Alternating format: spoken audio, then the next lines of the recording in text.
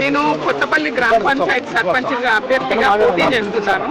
నా గుర్తు వచ్చేసి కత్తెర. ఈరోజు నేను అమృతానగర్లో క్యాన్వాస్ స్టార్ట్ చేశాను.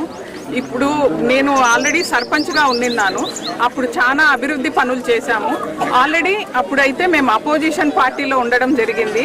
అప్పట్లోనే కొత్తపల్లి గ్రామ పంచాయతీని ఎంతో అభివృద్ధి చేశాము. తర్వాత ఇక్కడ అమృతానగర్లో మెయిన్ ప్రాబ్లం వచ్చేసి కాలువలు. మేము సర్పంచ్ అయిన తర్వాత వెంటనే ఈ కాలువలకు ఒక సొల్యూషన్ అయితే వెతికి త్వరగా కాలువలన్నీ మీకు డ్రైనేజ్ ప్రాబ్లం లేకుండా చేస్తాం.